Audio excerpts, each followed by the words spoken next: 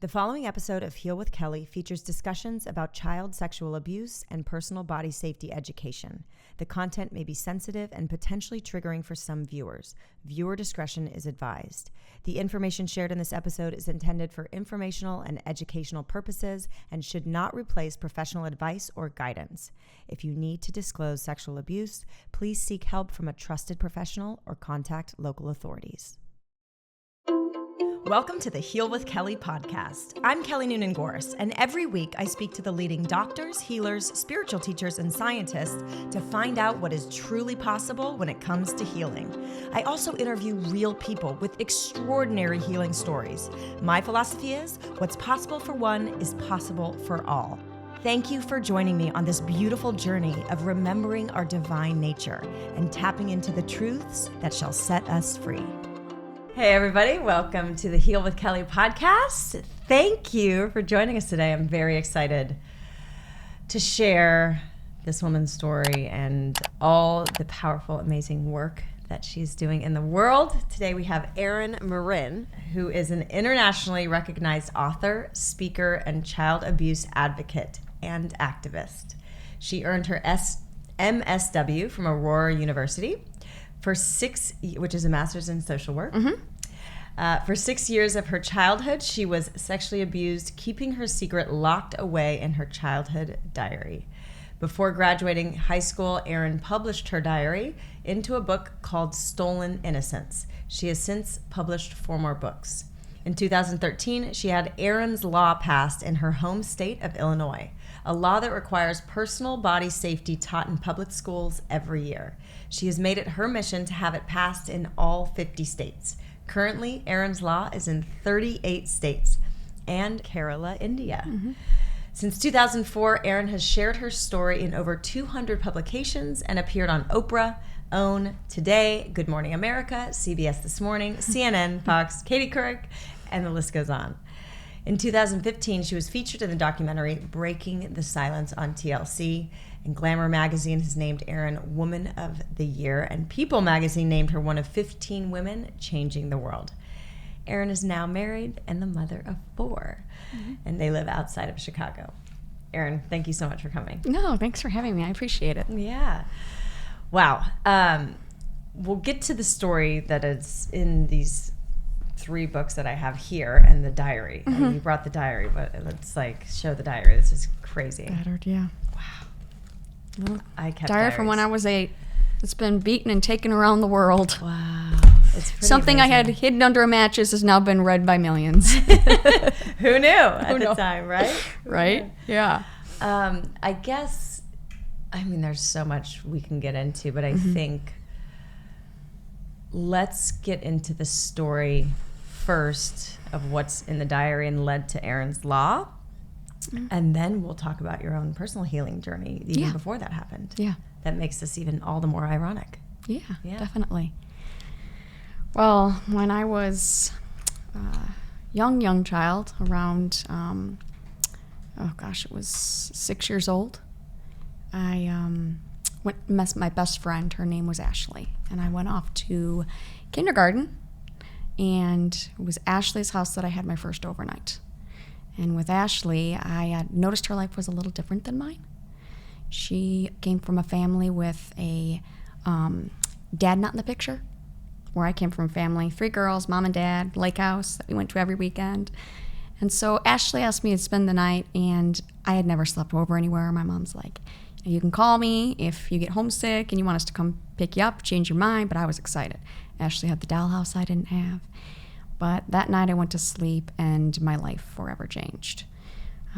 There was a man living in the house, and that was her uncle. And that night, while I was sleeping, he came into the bedroom, and for the first, not last time, sexually abused me. And that's where my life story began, of my innocence being stolen and finding out this world is not the world I thought it was. Whew. And so what happened from there? So this man threatened me to keep it a secret, and I continued to stay silent. When Ashley asked me to spend the night again, I said no, and I feared what would happen, if I told anybody. And then first grade rolls around. She's asking me to sleep over again. But I wasn't the only one sleeping over. There was going to be another little girl, so we all slept on the ground that night. But before we went to sleep, that uncle of hers came in once again and sexually abused me and both of them. And something I tell parents, educators, legislators, if they're doing it to one kid, it's very likely they're doing it to multiple. If they're not being stopped, they're going to keep abusing kids. And that's exactly what this man did, and threatened me. This is our little secret. Don't tell anybody. Eventually got to the point of the threats were telling me he was going to burn our house down. If I told anybody what he did, he was going to burn my whole family in there, I'd never see him again. And so living with that fear, I stayed silent as the abuse got worse and worse. And what only started off happening at overnights and during the day, nothing ever happened, soon changed and turned into, play dates at our house. Went from playing in a dollhouse to being locked in a bedroom and brutally raped. I could tell you the color shirt the man was wearing when I was 6.5, 7 years old, the shoes I wore that day, and the threats he made as I left that bedroom, that I'll come get you, don't you stay away, I'll come find you. And my best friend making me pinky promise her, don't tell anybody what he does. He tells me we'll be homeless if I get him thrown in jail. So she stayed silent. And I had all the behavior problems of an abused kid, even to the point of, 2 weeks after that rape, my sister pushed me back on my grandparents' couch, the same exact way this man had pushed me back on a bed. And I suddenly went from being in my grandparents' house to reliving this man on top of me, suffocating me with a pillow and raping me. And I'll never forget, I couldn't make it stop, reliving that whole scene, so I'm banging on my grandparents' door that led outside. And I was banging so hard, my hand went through the window. Grandpa's now rushing me to the emergency room. There's blood everywhere. I'm into emergency surgery, stitched up. Wake up thinking I'm in so much trouble, to a pink cast, and my dad's sitting there. And I'm like, sorry, I broke the window, I'm sorry. Well, social workers, psychologists at the school got involved. They gave me a label at school with an IEP still got the paperwork, a behavior and emotionally disturbed child. Erin needs to find 3 proper ways to deal with her anger, and the list goes on. Oof. But they weren't getting to the root of why I was so angry and why I was behaving and acting out the way I was. And I wasn't having that police officer that came in every year and taught us stranger danger. Don't go look for the lost puppy. Showed us the same video. Don't take candy from a stranger. 90% of the time, it is not strangers hurting our kids. It is someone you know and trust. But I never got that message. I learned tornado drills, bus drills, fire drills every year, twice a year, mandated in schools. They teach us DARE in 6th grade. 8 ways to say no to drugs. But where are the 8 ways teaching kids on how to get away until today? The only education I got, and so many kids got, is don't tell anybody. I'll come hurt you. I'll kill you. Kill your family. And the only reason my abuse ended is because we moved. And I was never to see that man again. Keeping his secret. And then you moved, and then something else happened. Yes. Little did I realize by moving was getting me that much closer to the next perpetrator in my life. Not that stranger that I continue to be warned about every year. No, this time someone even closer than a neighbor. The older teenage cousin that lived down the street. I woke up spending the night in my grandparents' condo in Wisconsin with a whole bunch of other cousins, and I was the first to fall asleep, only to wake up in the middle of the night to him sexually abusing me. And I literally was freaking out thinking this is not happening right now. Coming from a family of all girls, I looked up to this older cousin as the brother I never had. And I saw him weekly because he lived down the street. I walked past his house every day on the way to school. And I tried to convince myself when I woke up the next morning, this didn't happen. He didn't mean to do this. He did it in his sleep. But I didn't want to make eye contact with him. And I'll never forget that whole day where we went to lunch, my aunt picking us up, taking us home. And when I got home, I turned to my little pink childhood diary and I opened it up. And in the back pages, I wrote, September 1996, I'm really scared and confused. Something happened last night, but I don't know who to tell. Another 6 months would go by and nothing would happen. And it was like I kind of just pushed it down because it reminded me of that moment of when I was 6 being abused. But nothing happened after that, and I was around him. But then 6 months later, my aunt, his mother, starts stopping me, I'm now 12, to watch her 2 younger sons. I'm going to run to the grocery store and pick up a few things. These short little spur of 45 minutes, she was going to be gone. And suddenly now her teenage son is coming home after he sees his mother leave and finding ways to lock me in bedrooms, basements, closets, garages, you name it, sexually abuse me, threaten me. Erin, no one will believe you. This is our little secret. You'll destroy our family if you tell anyone. And we came from a huge family. Our parents were one of 7 siblings, tons of cousins. So the holidays, there was 40 of us there. And so I just continued to write about it in my diary. There were times he was abusing me with his 2 little brothers, their backs to us as they're playing Nintendo. And once again, the only message I'm getting is to keep it a secret. So that's what I did. And I just filled the back of my diary, one entry after another, of what was going on. And as it was gradually getting worse, because there was times he was had more and more time alone with me, soon it went from holidays, Thanksgiving, Christmas. I'm upstairs locked in a bedroom with all my relatives downstairs, have no idea what's going on. It's Thanksgiving dinner, and I'm in a garage locked in there being abused. I wished someone had taught me how to speak up and tell, but the only message I got was from my perpetrators, and that was to stay silent, that I would be harmed, that I would not be believed, and that this would be my fault. So I didn't speak up. Instead, kept it a secret, and have now made it my mission to give kids the voice that I never had. And thinking back, how did your personality develop as a result? Were you questioning, this must be my fault, it's happened twice, it's with 2 different people, Mm-hmm. What did I do to deserve? Yes. How did that shape your personality as a young woman going through an already tremendously challenging time? I remember just thinking, why is this happening to me again? Why do I deserve this? I feel like I do have a target on my back. Why does this keep happening to me? And I went to, by the time I was, 12, 13, and this was continuing to go on, became really depressed, trying to avoid being around, family, fearing, any interaction with him, not wanting to go to their house anymore. But yes, my whole self-esteem just crumbled. My grades dropped. I was just a miserable mess. And at the end of 6th grade, I will never forget where I was standing during our spring break walking up the road. And my 11-year-old sister turns to me and blurts out the words, "Brian's gross." Brian is that teenage cousin. And I knew in that instant, I looked at her and I said, "He's doing it to you too?" And we sat on the trampoline and she told me one incident after another, including the same holidays, where he was sexually abusing me, he was sexually abusing her. And I was filled with so much anger and rage, but there was this hope that night that I felt of someone's going to believe us now. It's not just me coming forward. And we told our parents the next day. I didn't tell them what happened when I was 6, 7, and 8. There was no way I could after I saw the reaction I got from my mother bawling her eyes out, feeling like she failed us. What did I do wrong? And my dad leaving work, and the first things he said as he walked into the kitchen when he left work, he looked at me and said, "Why didn't you tell me he was doing this to you?" I said, "Dad, because he told me you and everybody else wouldn't believe me and I'd be called a liar." And so I feared that. I feared I had no proof. And so my dad had the difficult task of walking over to his sister's house that night and having to have this very difficult conversation. And literally, the one thing my cousin was right about was I was believed, but it destroyed our family significantly. In what way? Just how did that? My sister and I were taken to a place called the Children's Advocacy Center where we did interviews and told our story. And the weeks leading up to that, my dad's family found out what this cousin had done, and they all took his side, almost every single one of them.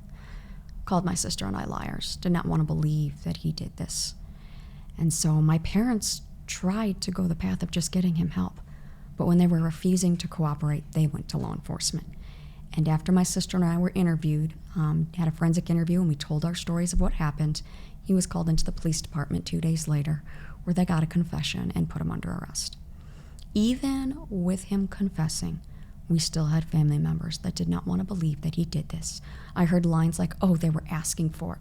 Oh, that's normal. Cousins do that type of things with their cousin." Like, oh, the excuses they made for him, it would disgust you. And so we were the ones that were kicked out of the family and shunned. But that's not uncommon. people might be sitting here listening going, oh my gosh, he confessed. Oh, I can't tell you how many stories I hear where family members take the perpetrator's side, or even mothers that don't want to believe their own children, that take the husband, the husband's side, the father's side, grandfather, you name it. Yeah. It's a lot more common than people realize. So not only did I experience this abuse, but then I got disowned by a large extended family that I used to be super close with. And how did that affect your parents? Did they? Oh, it caused a lot of turmoil. This was a family that we were so close with, and then we were the ones shunned, and suddenly we're the ones not invited to Christmas, Easter, the holidays. And, having to just adapt, and my sister and I put in counseling with my parents. I didn't want to talk about this in family therapy. Them sending me to an individual counselor.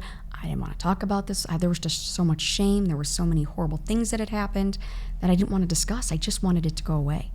And what people don't realize when you experience that kind of trauma, just because the abuse ends, doesn't mean it just deletes from your mind and never affects you again. And I'll never forget one of my best friends saying to me, "You're not being abused anymore. Why are you allowing this to bother you?" And she was only 13, but I said, well, you don't understand the nightmares and flashbacks and how I can't erase the things that were done to me. And it took being in a group with other girls that had been abused to really allow me to kind of find my voice for the first time and find that path to healing, because it was there where I realized I wasn't alone. There are other girls that get it, that had been abused, that understood the nightmares, the flashbacks, what the trauma does to you. And that was the very first time that I really felt the ability to start talking about what happened to me. Yeah, you felt seen and understood. Yes. So how did that lead to Erin's Law and you becoming this powerhouse of an advocate and activist? Yeah, so when I was in high school, I went down a destructive path of a suicide attempt because I thought this would never stop haunting me. Self-harm. And once it was learned that I was slicing my wrists, I was sent to a psychologist who said, "Erin, you have so much anger and rage towards your cousin. Why don't you try writing a letter of what you would say to him if you had the opportunity to let him hear, how you feel? And bring it back next week and read it to me. Act as if he's sitting across from you. What would you say to him?" Now, don't go look up, where to contact him. I'm not saying send it to him.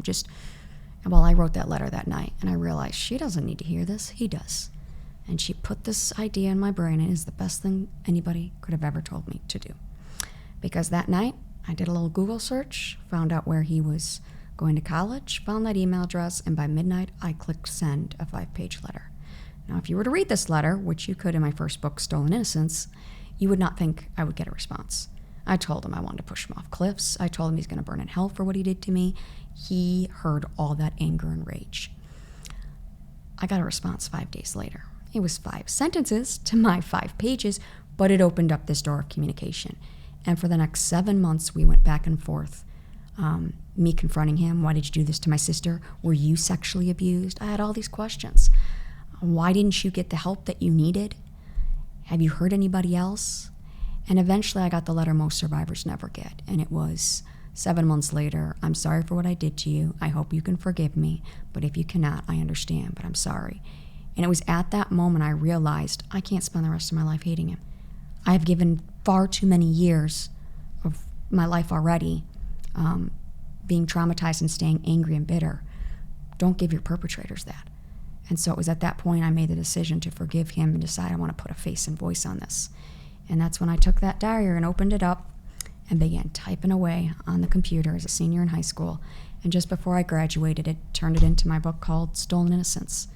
And it was the place where I wanted people to find their voice and the ability to break their silence and not live with the shame and the fear of coming forward. Find that courage. Realize, don't be a victim, be a survivor. And it was through that process that I finally came forward in college with what happened to me when I was 6, 7, and 8. He couldn't be prosecuted because of the time, no physical evidence. He would not cooperate with police. His sister kicked him out of the house that night when she found out because he was still living with her.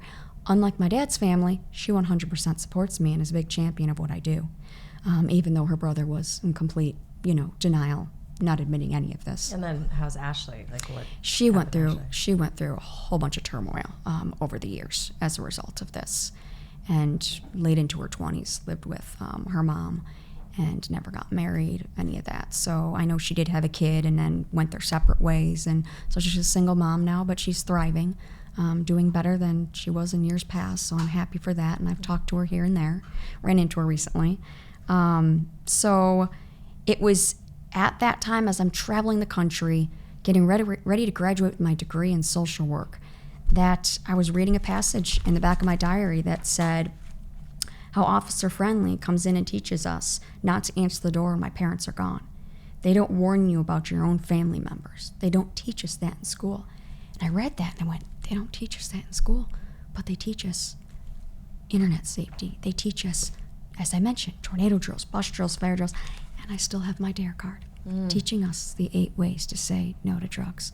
And this is the card I stand in front of legislators with, and I flip over and say, we need to teach kids the 8 ways to say no to, how to speak up and tell.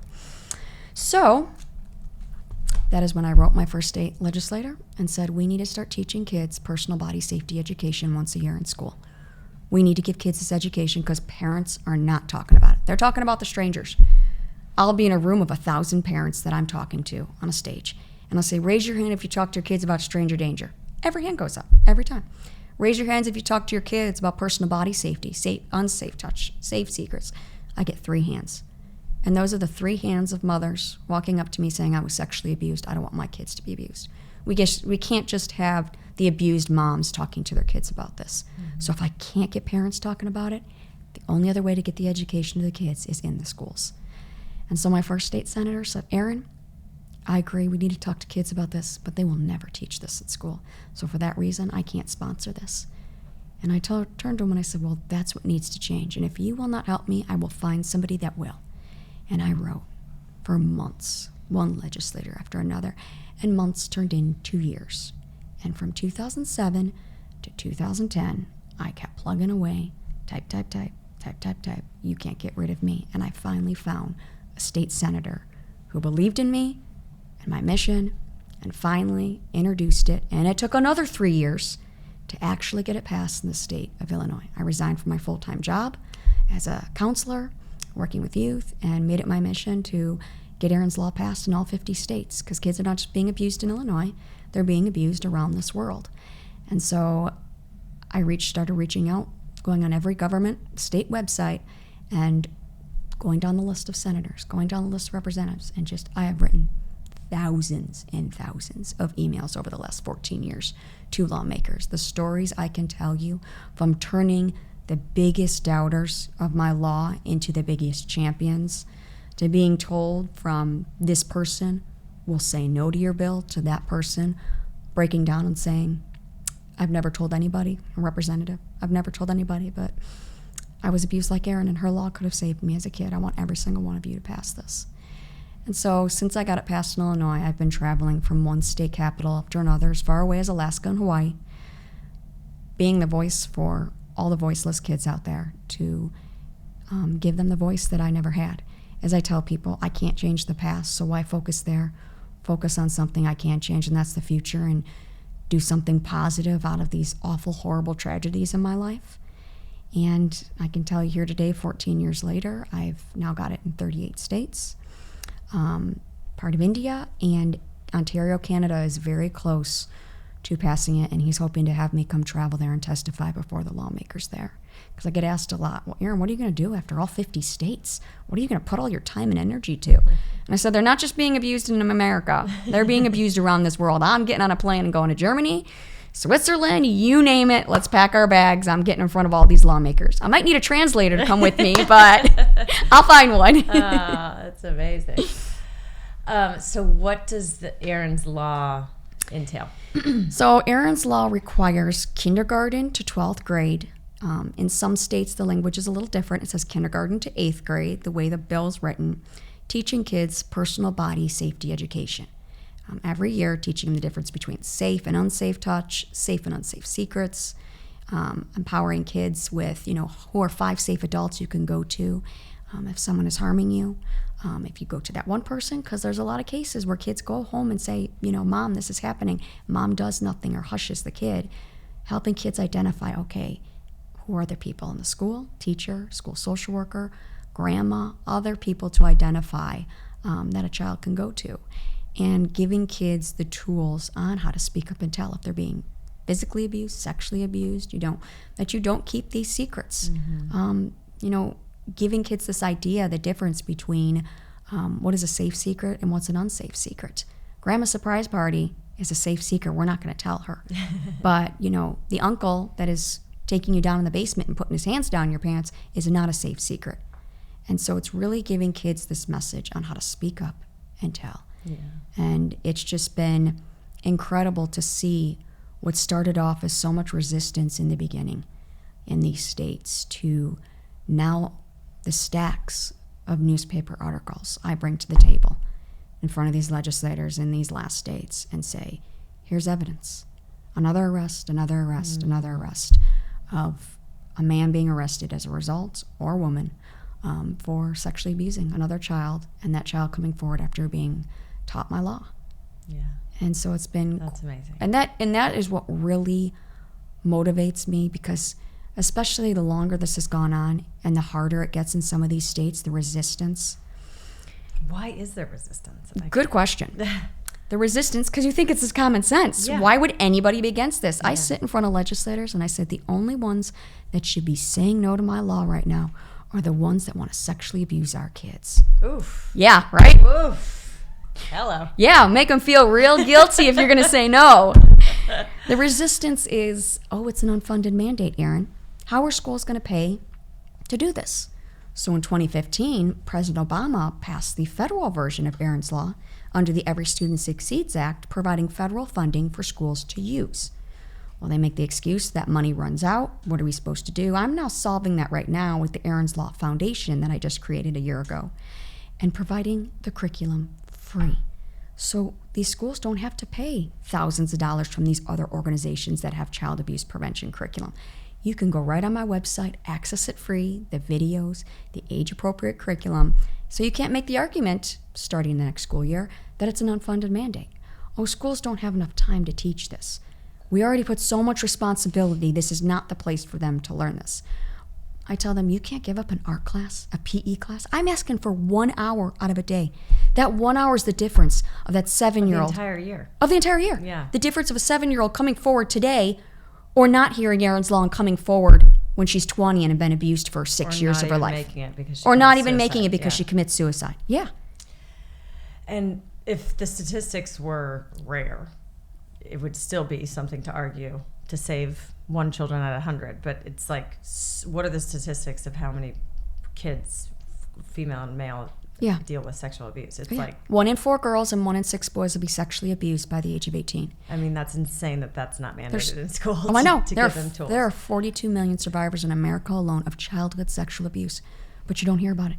Society just cringes at the topic, and we want to look away and pretend this doesn't affect us until suddenly it's in your face and you find out it's happening to your child, your niece, and it's just this reality of people need to wake up.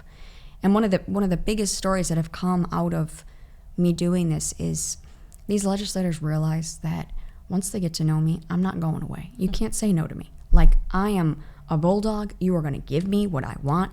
And until you pass this law, I'm not going to stop emailing you. I'm not going to stop calling you. And I'm not going to stop going to the media and telling them that you're not protecting kids, that you are failing them. And in the state of New York, they killed my bill for 8 years.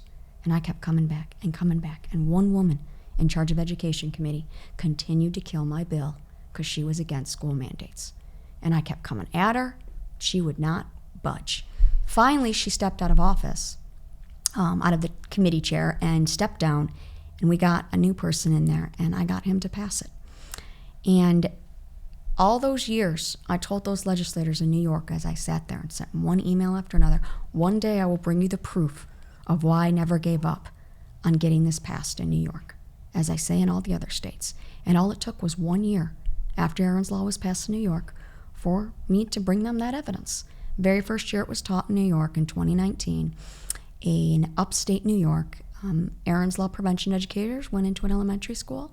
By the end of the day, after learning Erin's Law, 9 boys came forward, all saying they're being sexually abused. All 9 of those boys were saying the same man was sexually abusing them. The principal. Wow. The principal who had been there for 15 years. I turned to my husband that night as it was making national headlines from the New York Times to USA Today.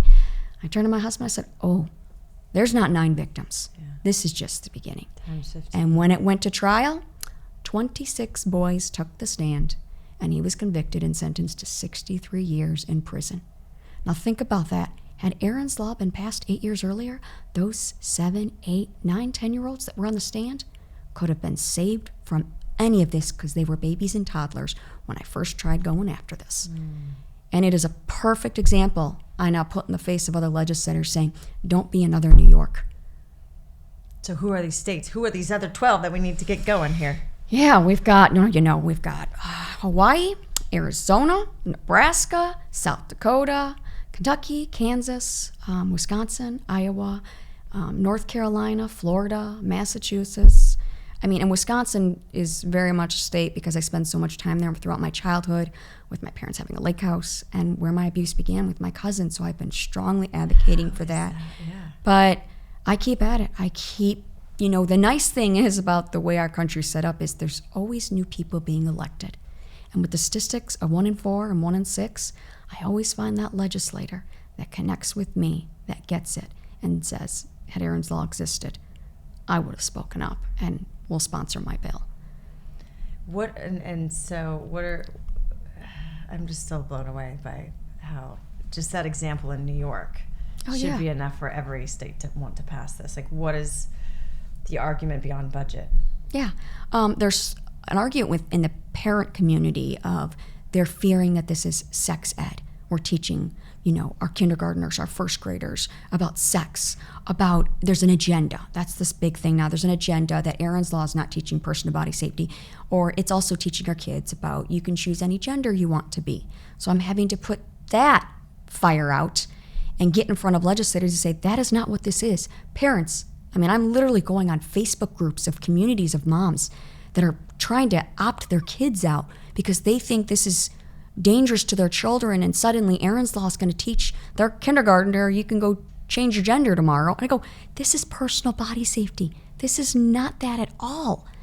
But the way our society is going, this is the conversation that so many parents are thinking or people are putting in their heads, that I'm really having to push this idea. And I tell lawmakers, don't call it in the bill sexual abuse prevention. Call it personal body safety. And I'm constantly having to show these parents, these school groups, principals associations, superintendent, they don't see the importance, and often it isn't until I get in front of them and talk to them. I had talked to a whole bunch of Ohio superintendents recently, and one of them came up to me and said, I'm going to be honest with you. I was totally against having to teach this. I thought it was just one more thing we were being put on our plates for our schools to teach, but you've just completely changed my mind. How can I get you to come and speak to all of our educators? Because this is powerful and this needs to be done. And a story I often tell those moms, those dads that are concerned about, opting their child out of listening to Erin's Law, because in majority of the states, they get a paper that comes home. If you don't want your kids to participate, sign the opt-out form. People are like, but the parents that are abusing their kids are going to opt them out. Reality is, the percent of parents that are both abusing their children in the home is rare. So if one parent is making a big issue about it, it's going to raise some red flags with the other parent. Why wouldn't we want our child to learn this? And I had a mom in Oklahoma after it got passed reach out to me and say, I'm reaching out to tell you I got the Erin's Law letter home. And I called the principal, concerned, wanting to know what my first grader was going to be taught, because I've talked to her about personal body safety. And I was concerned that they were teaching her sex ed. And even after talking to him, I was not convinced that I wanted my daughter to sit in on this. And so it wasn't until literally the night before that I decided, okay, because I didn't want a target on my back and my daughter be the only one in the school that's sitting in the library while all her classmates and, were learning this. She said, Erin, there was only one kid in our school that came forward after learning your law that week. And that one kid was mine. And I came this close to signing that withdrawal slip and finding out that my father was raping my daughter and threatening to kill her if she told anybody. She goes, please use my story as an example to any parent that questions, because I came this close, and it just makes me sick to think, had I not let my daughter sit through your law. And it's those stories that are just this constant reminder to me of, and this is why I do what I do. And then, there's the thing where the abused become abusers, right? So and that's, sadly, there is this argument out there that people think, oh, well, those that are abused are, especially men. There's so many men that are afraid to come forward due to the shame and due to this idea that society has put out there that, you've been abused, so you're going to become the abuser. So they keep quiet about it. They never go get the help that they need, which is such lies. It's not the truth. Look at the statistics. It's not the truth. And I think some of the stories that have touched me the most are the men that come forward to me, and I'll speak at an event, and they'll come forward and say, here I am sitting across from a man that's in his 50s, and all of a sudden breaks down and cries and said, I never told a soul what happened to me. My wife doesn't even know. And this man is sitting here crying, and he goes, I don't even know why I'm telling you this right now, but listening to you gave me this courage that I needed to talk about this. And I've had several men do that, and it just tugs at my heart because I see the shame that men carry around this, that it somehow takes away their manhood, or people assume, oh, now you're gay. There's all these myths out there when it comes to male survivors of abuse that just need to be put out. And did you get any insight from, not to bring this up again, but in those 7 months you were communicating with Brian about why? That's a lot of communication. So I know you were asking him if he got abused. So he denied ever being abused. He told me, and I published all of his letters in my first book because I wanted people to hear the voice of what he was saying back to me. And I didn't do this out of revenge. I changed his name. And I did it because I wanted to put a face and voice. And what he said to me was, no, I wasn't abused. I did it out of sexual curiosity. I was a curious teenager, and I'm like, the way he was, how physically he was and aggressive he was, I would not call that a curious teenager at all. And while I may never have the answers, I deep down believe something happened, because when he was in junior high, there was there was a teacher that was arrested for abusing a bunch of male students and was sentenced to 8 years in prison. And he was a track coach to a bunch of these students also. And one of his students who was on the track team with him was my cousin. And so it just makes me wonder, it was all boys he was abusing. It just makes me wonder, did something happen to him, or did nothing happen and he just, started this behavior? Mm-hmm.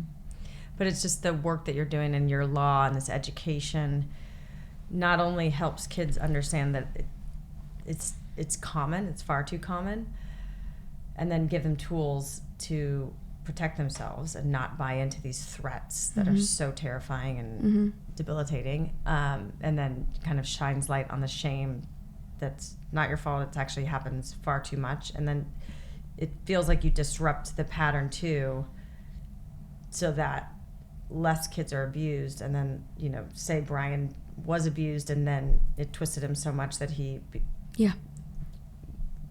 never dealt with what he dealt with, and so that we're breaking that pattern too. Yeah. With your law. Well, I can't tell you how many times I've thought in the back of my mind going, I wonder, was somebody feeding him the same information that I was being fed? You keep this a secret, you don't tell anybody. So he didn't tell anybody and did what he learned to his cousins. And the thing I like to point out to people is, abusers come in all shapes, sizes, races, ages. This is not a cookie cutter. This is what you look for in an abuser. They come from high profile jobs. There's such this idea as it's the people in poverty and the homeless person that's going to harm your kids. And as the example of the principal of authority, someone you trust with your children, this can be anybody. It doesn't eliminate the race, the age they are, none of that. So let's go to your traumatic brain injury. Changing things up. We're going to change things up for a minute because I just think it's so, I'm listening to you here and you've become such a powerful voice and an advocate. You're speaking up for others and also giving voice to these kids so they can speak up for themselves. And ironically, when you were born, you had a brain injury or a brain development that should have affected your speech. Or yes. Talk to me about how that all, because I just think that's so wild to me. It's such a fascinating story, and I just, here I'd suffered so much trauma in my life, and I've now moved on. I'm in college, and while I'm in college, I'm driving one day, and I feel this feeling of just like the whole world was going in slow motion, like couldn't breathe. And next thing I know, I'm in the back of an ambulance. And I find out I hit the car in front of me. Luckily, I was at a stoplight, so I just rolled into him. He called 911 because he could see me in my car having a full-on grand mal seizure, shaking everything. I'd never had seizures in my life. Oof. So they're telling me this in the back of an ambulance. I'm sent to the emergency room. They do an MRI. They say there's something wrong in her brain. You need to take her to a neurologist. Neurologist then required that I get a full-on enclosed MRI to really get a good look at my brain. And I'll never forget sitting across from the neurologist with my parents who said, got the history. What was her developmental history in her early, younger years? They go, well, she struggled academically. I did. I failed algebra twice in high school. I couldn't pass it. Finally, when I did get to college, but academically, I was the, C, D, F student, every now and then pulled off an A or a B. And they often associated that to the abuse that I went through and the depression. I had some other health issues in my life, and so there was always something to blame it on. What we didn't realize is there was a much bigger issue that happened at birth. And I somehow had encephalitis of the brain. They think it is a result of the herpes virus my parents told the doctors was all over my body within 3 days of birth. Oh my gosh. And they don't know exactly how I caught it, but it's just like a regular cold sore someone has on their lip, but it was all over my body. And the neurologist said it went up into the brain, ate away that left temporal lobe. So if you were to look at my MRI, he describes it in my third book, because he wrote forward, as like the size of a medium potato missing from my brain, and all that is left is scar tissue. He says, Erin, the left temporal lobe is the area where speech, short-term memory, your ability to learn how to write, all of that is. He sits there and he goes, your daughter shouldn't be doing the things that she's doing. In fact, one of her biggest obstacles in life should be speaking. But babies are resilient. And had this happened when she was 10, 12, 20 years old, she would very likely be spending the rest of her life with you. But the fact that it happened as an infant, Erin's brain rewired itself, and I learned how to speak on the right side. Obviously, it still had its effects because my short-term memory, it all made sense. It was like I finally this light bulb moment of, no wonder no matter how hard I studied in math or chemistry, I just could get those first two steps, but I could not get to the answer. My brain couldn't do it. But on the other end, my long-term memory, oh my gosh, it's like, it scares my parents how the details of things that I can remember that happened 20, 30 years ago. That, I wish was the thing that was, eliminated from my brain. But my neurologist says it's just fascinating that even when he sat across me for the first time and I met him, and he's been my neurologist now for 17 years, he said, can I have a medical student sit in here and listen to this? Because you belong in medical journals. You're a walking medical miracle with, the thing that you are the most successful at should be your greatest challenge in life. And it just goes to show you, how miraculous the brain can be and how it can heal itself on its own. And just, it's wild. Wild. Very wild to, I'll never forget sitting there, him showing us the MRI and pointing and just seeing that. And the scar tissue is what caused the seizure activity. He goes, you could have had a seizure at any time in your life. And it just so happened to happen at, 21 years old. And it, it took away my license. I couldn't drive for 6 months. I had to prove that I wasn't having any more seizures. It changed my life dramatically. Suddenly I'm taking medication. Suddenly I'm seeing all these doctors. And the seizures didn't end there. I continued to have a few others over the course of the last 18 years. But I haven't let it stop me. I haven't allowed just as I don't allow these legislators who tell me no, any obstacle, any roadblock you throw in front of my face, I'm always going to find a way around it. You're one tough cookie. I'm one tough cookie. You can't get rid of me. As I tell my husband, until my last breath on this earth, I'm a little bulldog and I'm going to bull through anything. That's funny. So how has I can still, and this is, for good reason because you're charged up to save other kids, but how's through the forgiveness of your perpetrators, how has that continued? Forgiveness is such a, it's so hard to even define and wrap your head around. I feel like it's an ongoing thing. It's never really complete. Mm-hmm. Describe us, for us a little bit how you've healed so that you don't, have you done any healing modalities so that when you do have a flashback, you're not triggered, or maybe the flashbacks don't come anymore, or there's a different perspective switch? How have you healed your own mind and heart around the trauma? Well, with the forgiveness piece, as I like to tell a lot of survivors who I could never forgive, I don't, because that's the advice I always give them. I get them writing me all the time, how did you get to the place that you're at now? And I tell them, I said, forgiveness is a gift you give yourself. You don't need an apology from your perpetrators to forgive. It's a piece that you give yourself. And by forgiveness, it doesn't mean you're telling your perpetrator or saying that what they did was not wrong, but it's a place that you come to peace with yourself. And it was as a result of that forgiveness that I found, oh, okay, I can do something positive with this. I don't have to harbor this anger and hatred and be self-destructive. Why not go out there and find that peace and do something positive out of something negative? And as I learned as a young teenager in that group I was telling you about, I'll never forget the therapist telling us how our trauma will affect us at different stages in our life. And they'll tell you, you think you may have gotten over it, and suddenly you're at a new chapter in your life, marriage, having children, childbirth, to having your children turn the age you were when you were abused.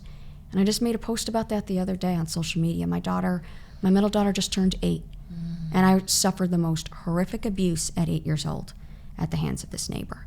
And I just sit there and look at her and I think, oh my God, this innocent child, and to think that I was once that age and the horrendous things that I went through. And there was this, the biggest struggle more for me, forgiveness, was trust.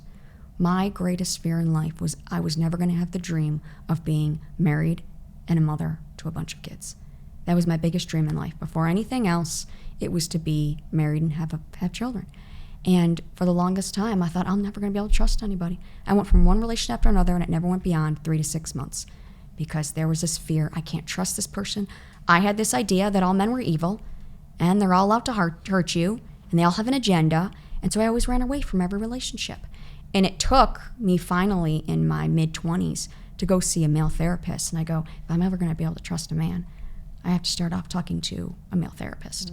And that was a life-changing moment because over the course of 13 months, within 3 weeks after meeting that boy I ended up marrying, I looked at the therapist, I go, I don't need to see you anymore.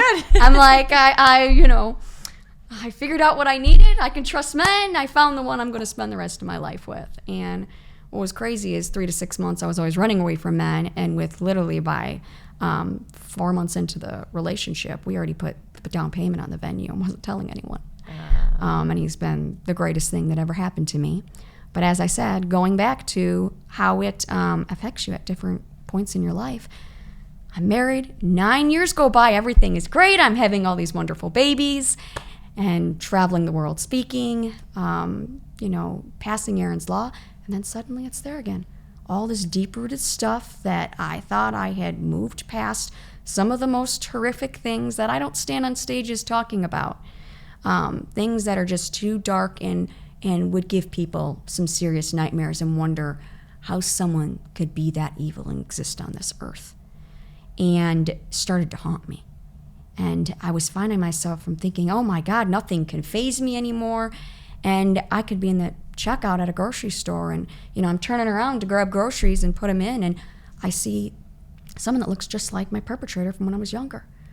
There was an incident one time, and I was shopping, and I had a cart full of groceries, and I look up, and there's someone that looks just like that rapist. I literally had to walk out of the grocery store, leave the groceries, and just walk in my car, and just had a full-on blow-on flashback in my car, curled up in a ball, reliving this entire moment, going from a 37-year-old mom to suddenly visualizing and seeing myself as that 6-year-old being tied down, handcuffed to a bed, and this man doing these horrendous things to me. And there's so many people that look up to me for the things that I do, and I hear from thousands of people saying, how do I get to be the way you are in your surviving journey? How do I get to that place that you've gotten? And what people don't realize is I'm human. And just because I'm going out there and doing something positive with this, the reason I'm doing so much positive and pursuing and so persistent with this law is because I know the long-term effects of how this continues to affect my life. And I've come to learn to accept that no matter what, there's always going to be that trickle effect of how this is going to, and because of that trauma that continues to pop up every now in my life and be in my face, it's just another reminder to me of why I'm going out there to save the next 7, 10, 12-year-old from suffering the years of horrific abuse that I endured. And it keeps me plugging away and banging on those doors and steps of legislators and getting in their faces and saying, pass this. Amen. As a mother of a 5-year-old girl, what are some takeaways that the parents of young children, female and male, can do to begin to just teach personal body safety at home? Yeah. I often tell people to, go right on my website. I have children's books because so many parents come to me like, I'm uncomfortable talking to my kids about this. And I go, the first thing you start with is you stop calling the private parts my PP. Use the correct terms to kids, because there are kids that are abused and they've never been corrected. And so they go to be interviewed and they're saying, he touched my PP. Well, in court, that's not going to work because PP can be what? Your ear, your nose. They're not using my penis. They're not using the correct terms. So it'll go nowhere. So I always tell parents, you got to make sure you're talking to you using the, the correct way, and reading children's books. There's so many fantastic children's books on this. The swimsuit lesson, telling kids the area is covered by your swimsuit. Nobody should ever touch you there unless it's mom and dad helping you bathe. A doctor doing an exam and mom and dad are in the room with you. So if anybody's touching you there, you tell a safe adult, identifying who those safe adults are, creating I like to tell parents, create a password with your kids. Some kind of family password of a phrase, a word, that if they feel they're in an uncomfortable situation, say they're at family party, say they're at out at their track or soccer game or something like that, and they're in a situation where they do not feel safe or something unsafe is going on, you use that word, whatever it might be, with the family, and that is the code word to know, get me out of here, I need you to come pick me up, to alert parents so they have that password. I tell parents, trace your kid's hand, and with your kids, write 5 safe adults that you feel safe with in your life and who you can go to and tell things if something unsafe is happening. You need to talk to. And in just going through the list of keep having a conversation with your kids. This is a safe secret. What's safe? The surprise party. What your brother is getting, for his birthday. We're not going to tell him. What's an unsafe secret? Oh, the kid that is being bullied on the bus and nobody's talking about it. The kid that brings a pocket knife and shows you in the bathroom, giving them different examples. Not just the physical and sexual abuse version, but giving them multiple examples of what is unsafe and what is safe. It doesn't have to be that difficult, as I tell parents. It's as simple as pulling out the children's book and reading it to them. And I've got a bunch of them on my Erin's Law website where you can just go down and order these books. It's just, what is the website? ErinsLaw.org. Okay. And you can find another resource section, a whole bunch of books to talk to your kids about that. That is, and talk to them about it more than once a year. This is not a one and done type conversation. Keep going back and revisiting it, and tell your friends about it.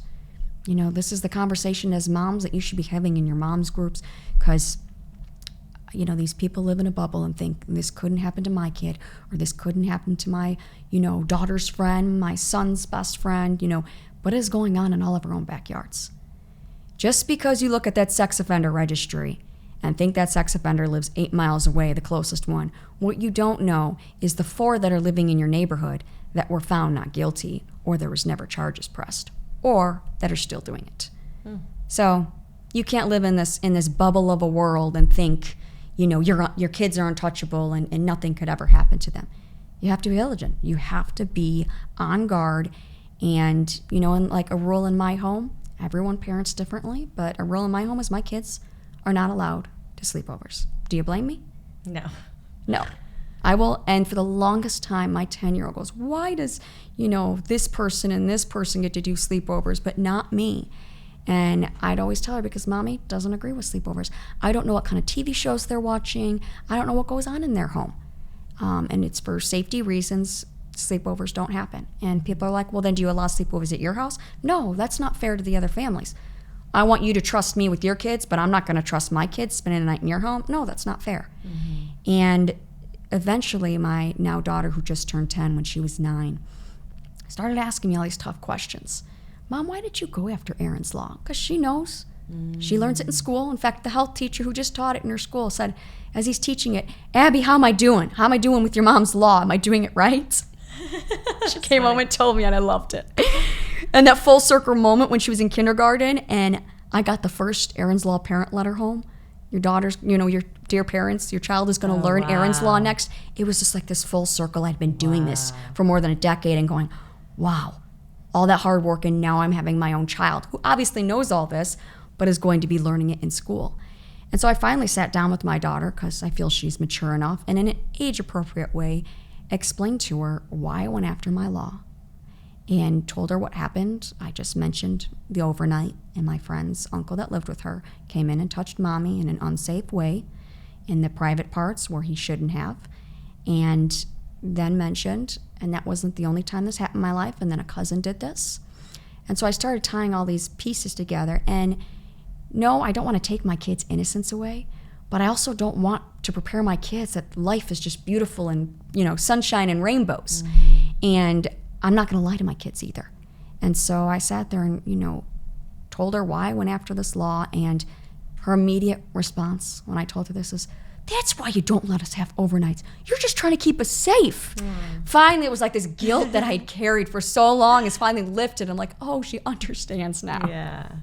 And it's just a good reminder, too, of like, for parents that choose to do sleepovers, just to be a little, that one more layer of like, be aware of who's in the home. Yes. Be aware of your child's behavior. Exactly. Set them up for, just give them the proper kind of safety tools. Yeah, find out who else is living in the home. Yeah. You think you know the mom and dad really well, but what if, there's somebody else in the home that lives that, you just don't know. Or make it a smaller circle, whatever. Yeah, you just have to be, the awareness is key. Well, and the thing is, like I said, it's often, I tell people, I don't care how well you think you know someone, it's often the people you least suspect that are the ones hurting your kids.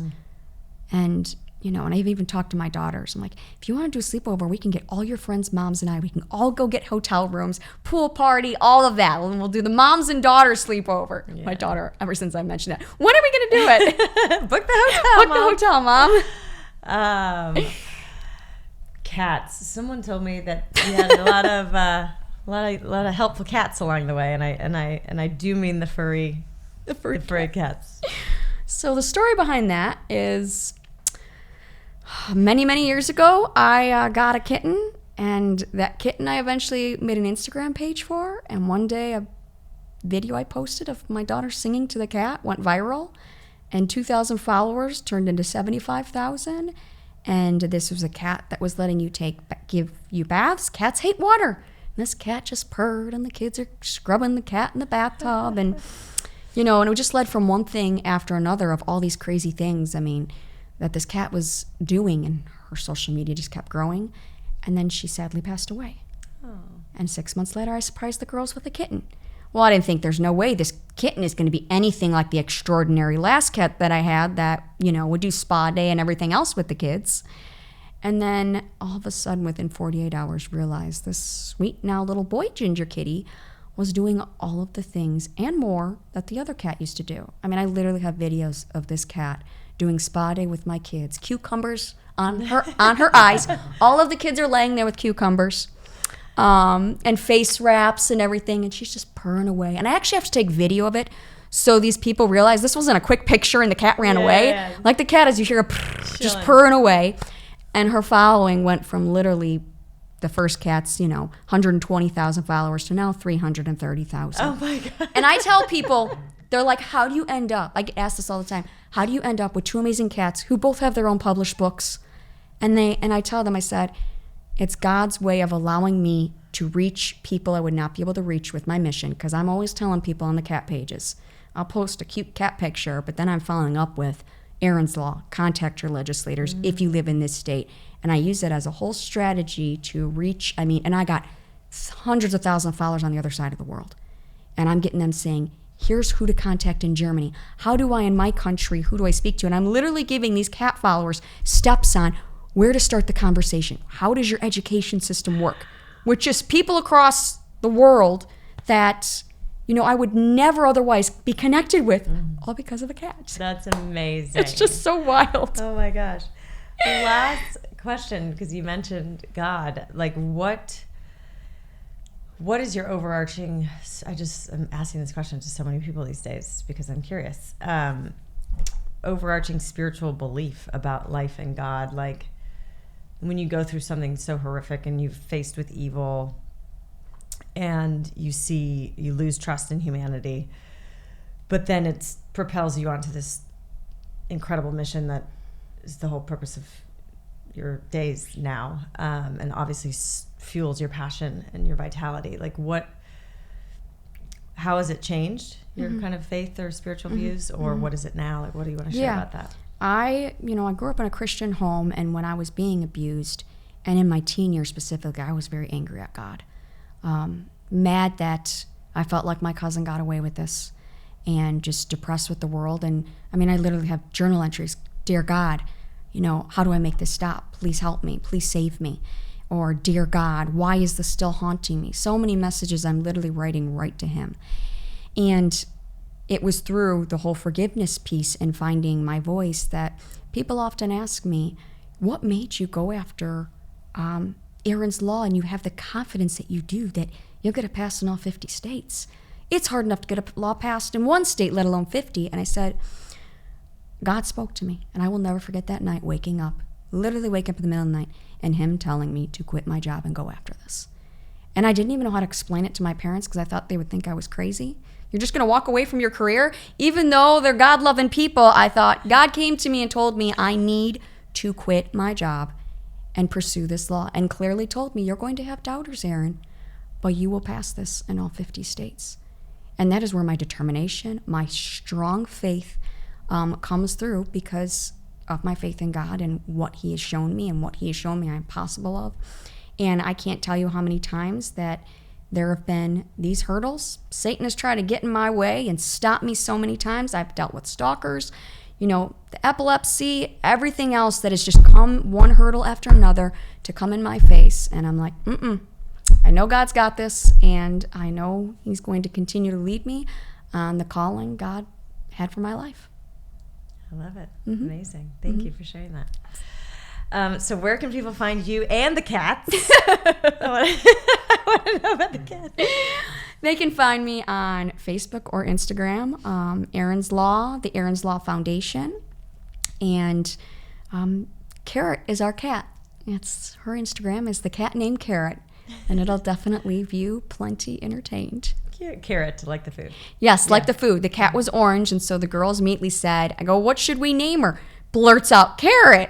I'm like, okay. Oh, so cute. Yes. Well, thank you for your courage and for your tenacity and just conviction and all the amazing work you're doing to protect the kids and everything you're doing with Erin's Law. Keep it going. Oh, We're here to support. I will. And how can people support? Like, can people like sign petitions for the states? Is that all on Erin's Law? If you go to, you can reach out to me and I'll tell you how to get in touch. I just tell people, go to your government websites and look up senators, your representatives, your senators, write them. Tell them that Erin's Law is passed in 38 states, but not ours. Why not? Give them the stories that I've told you about, the educator, the principal in New York. Tell them those stories. They realize that this is making an impact. But yeah. Oh, and then other exciting thing is that Adam Schomer, producer of HEAL, is going to executive produce the documentary on you and Erin's Law and your story. Yep. I'm really, really excited about it. I've had that vision for a very long time, to, show the world what I've gone on to do and hopefully reach those on the other side of the world of, what Erin's Law is and make people understand this journey I have taken and the success it has had in being passed, and really put a face and voice so I can reach those people on the other side of the screen that are in their 30s and 40s and have never told a soul. Give them the courage to find their voice and finally tell somebody. Mm-hmm. Or that mom that's sitting there that has never talked to her 10, 11, 12-year-old about personal body safety, and make them sit down and have that conversation. Yeah, and then get those 12 other states on board. And then get those. Tool. Oh, yes. Yeah. And Mo, another HEAL podcast producer, is going to be the awesome female director. They're a great team to work with. Yeah, awesome. Well, good luck. Best of luck with everything. And can't wait to have you back when we celebrate all 50. All 50 states. Yeah. It'll be awesome. That'll be awesome. All the links are below. Thank you so much for coming. Oh, thank you for having me. Thank you for listening to the Heal with Kelly podcast. Be sure to tune in every Thursday for more empowering wisdom and inspiring healing stories. And make sure you hit the follow button on Apple, Spotify, or wherever you get your podcasts so you don't miss that one episode that holds the answer you've been searching for. Oh, and if you found this episode inspiring, please rate, review, and share Heal with Kelly so that we can grow our audience and reach more people. We truly appreciate it. Lots of love.